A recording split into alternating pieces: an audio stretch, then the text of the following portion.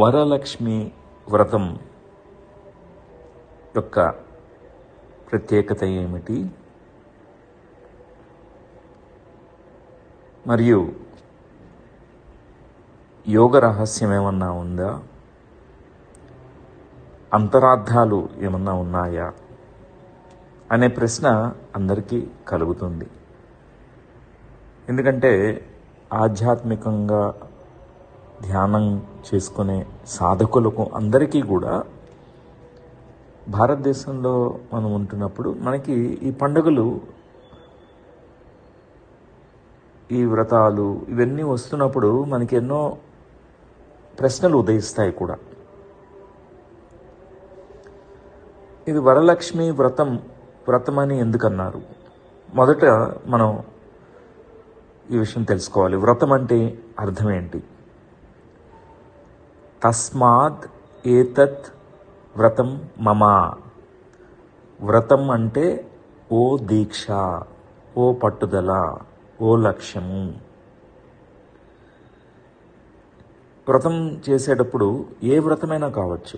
అంటే మౌన వ్రతము కొంతమంది చేస్తుంటారు, ధ్యాన సాధకులు. అంటే 40 రోజులు మౌన వ్రతంలో ఉంటారు, ఒకసారి 1 సంవత్సరం మౌన వ్రతంలో ఉంటారు. నియమం పెట్టుకుంటారు, ఒక దీక్ష పెట్టుకుంటారు, ఒక పట్టుదలతో చేస్తారు, ఒక లక్ష్యంతో చేస్తారు. అలా అని ఈ వరలక్ష్మి వ్రతము కూడా ఇక్కడ ఒక దీక్ష ఉంది, ఒక పట్టుదల ఉంది, ఒక లక్ష్యం కూడా ఉంది. శ్రావణ మాసంలో శుక్లపక్ష పౌర్ణమికి ముందర వచ్చే శుక్రవారం రోజున వరలక్ష్మి వ్రతం మనం జరుపుకుంటుంటాం.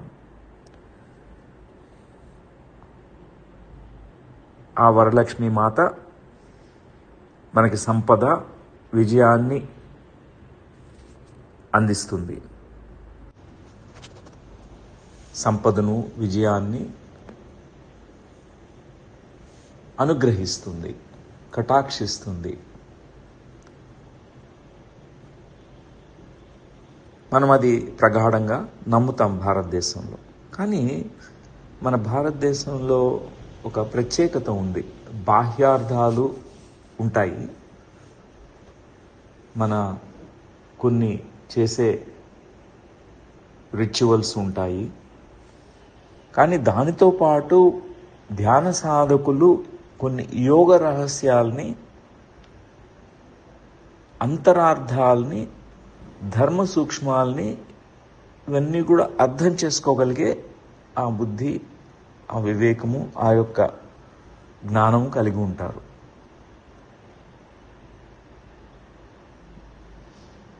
వరాలు మనకి ఇచ్చే దేవతాశక్తి అయిన లక్ష్మీమాత యొక్క వ్రతము అని మనం చెప్పుకోవచ్చు. అంటే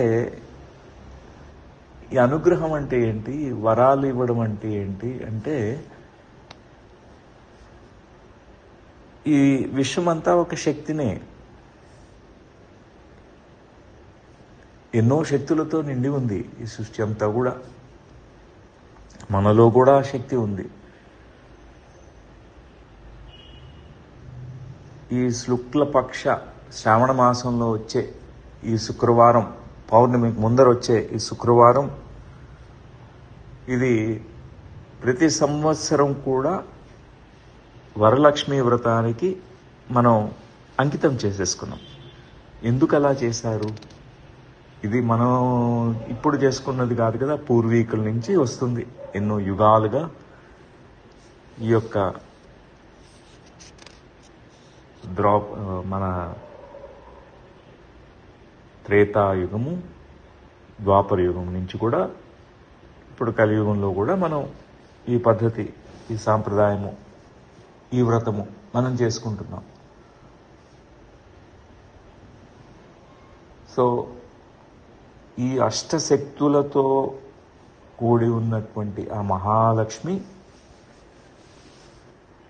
సంపదను కలుగజేస్తుంది. శ్రీ అంటారు సంపదని. తర్వాత భూమి కూడా సంపదే.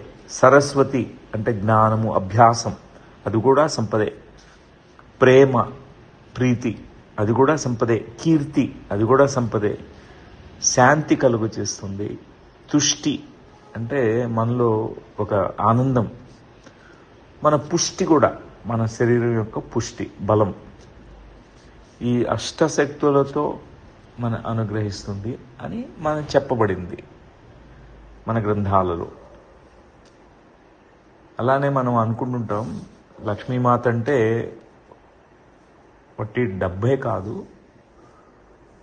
అంటే ధనమే కాదు, ధనంతో పాటు ధాన్యము, వీరలక్ష్మి, విజయలక్ష్మి, ఆరోగ్యలక్ష్మి, సంతానలక్ష్మి, గజలక్ష్మి, విద్యాలక్ష్మి, అంటే అష్ట ఐశ్వర్యాలు అంటారనమాట. సకల భోగ భాగ్యాలు, అష్టైశ్వర్యాలు మనం అనుగ్రహించే ఆ మహాలక్ష్మి మాత.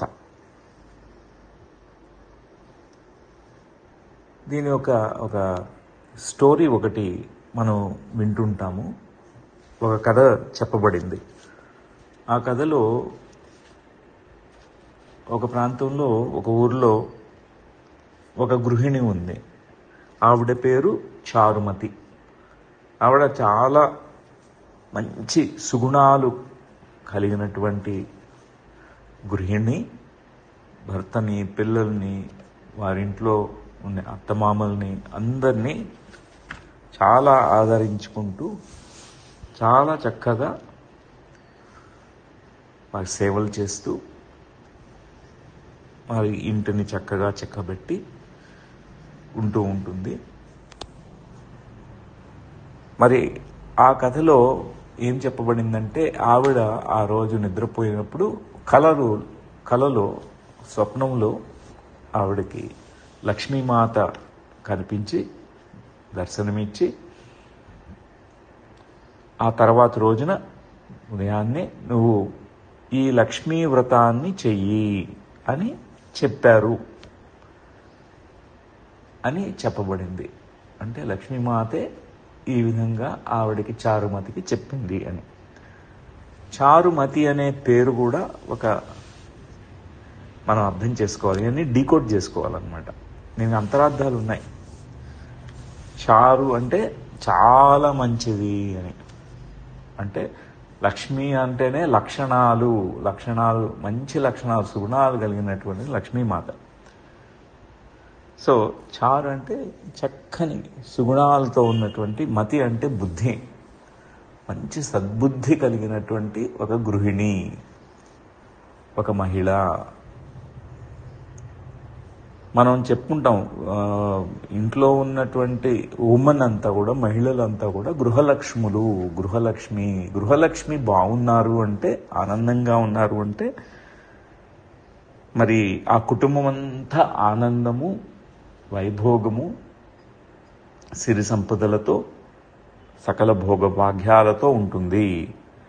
ఇది మనం ప్రగాఢంగా విశ్వసిస్తుంటాం. అది ఖచ్చితంగా మనం చూస్తుంటాం.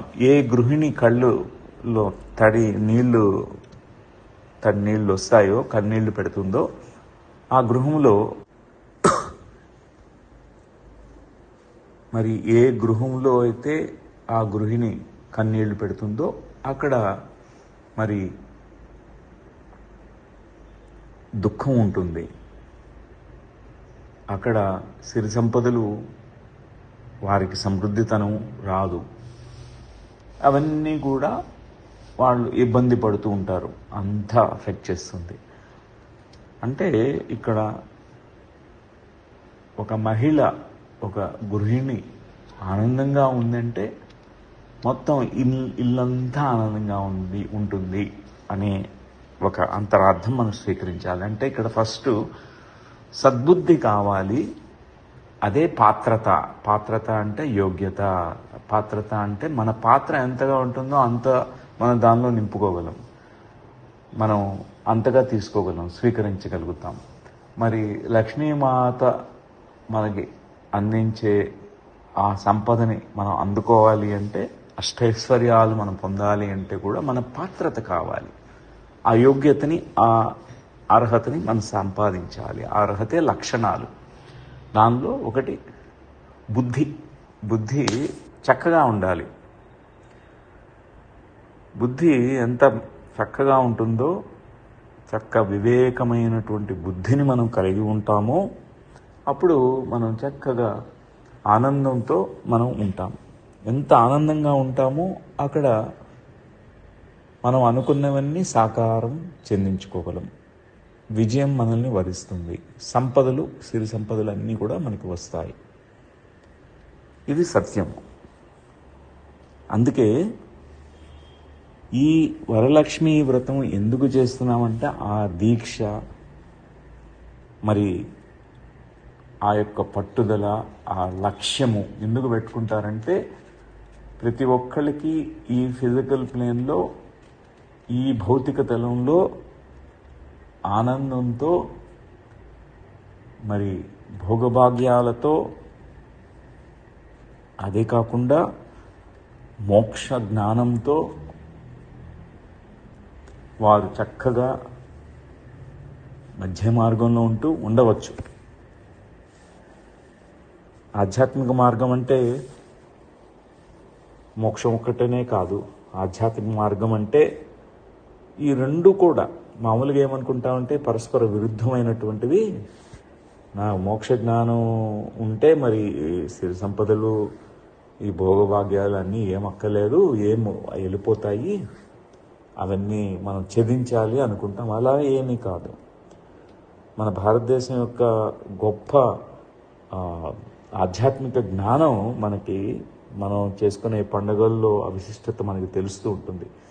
ఈ వరలక్ష్మి వ్రతం ప్రతి ఒక్కళ్ళు కూడా సంపద, విజయము రెండు చక్కగా వారి యొక్క సంకల్ప శక్తితో, వారి యొక్క పట్టుదలతో, వారి యొక్క దీక్షతో, వారి యొక్క లక్ష్యంతో యోగ్యతను సంపాదించి వాళ్ళు అది సాకారం చేసుకోగలరు, ప్రతి ఒక్కళ్ళు కూడా.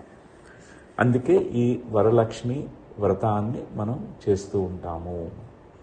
అంటే అది మోర్ రిచువలిస్ట్గా అయిపోయినప్పటికీ ధ్యాన సాధకులకి అది ఇంటర్నల్గా వారు అంతరంగంలో వారు ఇవన్నీ చేసుకోగలుగుతారు. వారి యొక్క శక్తితో,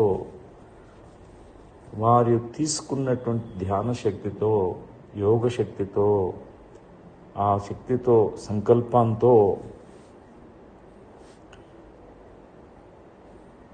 సమృద్ధితనాన్ని, విజయాల్ని వాళ్ళు కైవసం చేసుకుంటారు, సాకారం చేసేసుకుంటారు. కానీ దానికి కావాల్సినటువంటి ఆ యొక్క దీక్ష కావాలి, పట్టుదల కావాలి, లక్ష్యం కావాలి. ఇది మనం అర్థం చేసుకోవాలి. అందుకే ఇవన్నీ కూడా ఏదో మన పూర్వీకులు ఊరికే ఏదో పెట్టారు అని అనుకోవడానికి లేదు. దాని వెనకాల ఒక గొప్ప శాస్త్రమే ఉంది, శాస్త్ర జ్ఞానం ఉంది. ఇది మనం అర్థం చేసుకోవాలి. మరి అందరికీ కూడా ఈ సందర్భంగా మరి వరలక్ష్మి వ్రతం యొక్క శుభాకాంక్షలు. అందరూ కూడా వారి జీవితంలో అష్టైశ్వర్యాలతో, సకల భోగభాగ్యాలతో, మరి సిరి సంపదలతో ఎంతో గొప్ప విజయాలని పొందాలని మీకు శుభాకాంక్షల్ని క్వాంటమ్ లైఫ్ యూనివర్సిటీ ద్వారా మేము తెలియచేస్తున్నాము. Wonderful, my dear friends. Thank you very much.